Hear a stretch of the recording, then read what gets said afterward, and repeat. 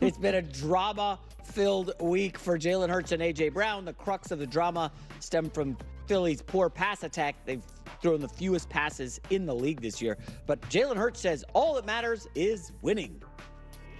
It's not any difficulty in winning when that's your main thing, and that's truly my main thing. Definitely put an importance on what winning and what that is, but also as you grow and as you evolve, the longer you can saturate yourself in something, the more comfortable you can get in it.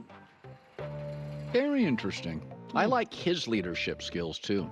I hope he doesn't spend the first 4 series trying to make A.J. Brown happy. Oh, I told you that was going to happen yesterday. Remember, I said A.J. Brown prop. Remember, I said Kittle props.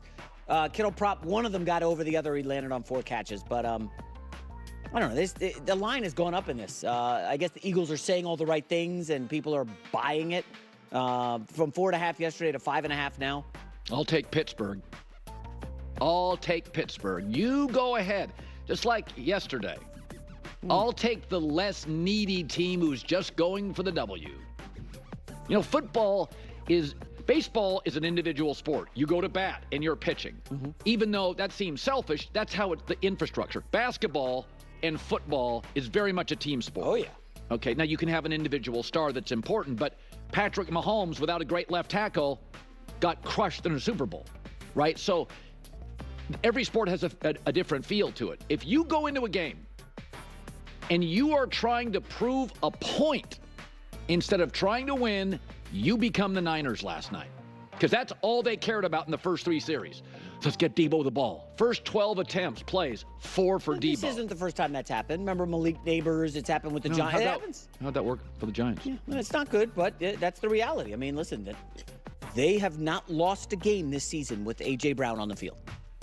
They're great. But for the record, they're not losing a lot of games to anybody when everybody's on the field. Well, I mean, they got smashed in Tampa without A.J. Brown. Well, again, what was that, week 1 or 2? I think it was 2 or 3. I mean, come on, it's September. You're not even... All right. I'm not going to go back in time for that Tampa Bay game. There was a lot of injuries.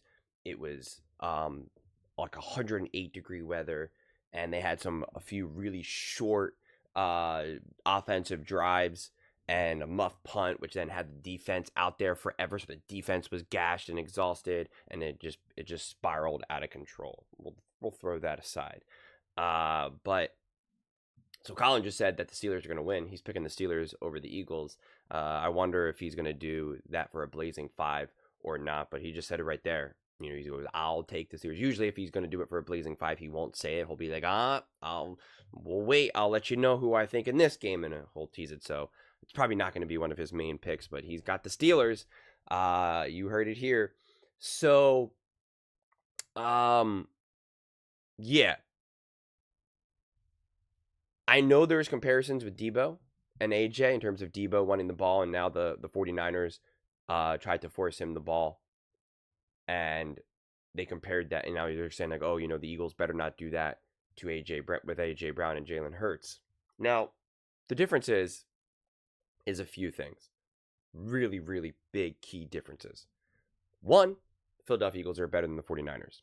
That's obvious. Whether you want to say it's because of injuries or whatever, it doesn't even matter. It's obviously the Eagles are a better team than the 49ers. So that's that. AJ Brown is better than Debo Samuel. Than Debo. That's also a fact. AJ's in his prime. Debo is seemingly no longer even in his prime. So that's that. Also, Purdy made a couple correct throws to Debo. Yeah, some of it was forced and in terms of just play calling and game plan perspective. But there was a play that he laid it on Debo, and Debo just dropped it. And if he didn't, he takes that for a touchdown most likely. Or at the very least, pretty much almost all but guaranteeing a touchdown. So that's that side of thing. If the Eagles were to go that route, which I'm not saying they will or they won't, but let's just say they did, and AJ's open and Hurts hits him, AJ's going to catch the ball. That's what AJ Brown does, because AJ Brown is a top receiver in the NFL still. He is in his prime, and he still has years in his prime. So when you have a diva wide receiver or receiver complaining that he's not getting the ball and they're just no longer as good as they once were, yeah, then you get a 49ers situation. That's not the situation that you're going to fall into with the Philadelphia Eagles. Now, I'm in the book saying don't force the ball to AJ and trying to find a way of how you can get AJ maybe more involved, but it's not so much changing the game plan. I wouldn't change the game plan.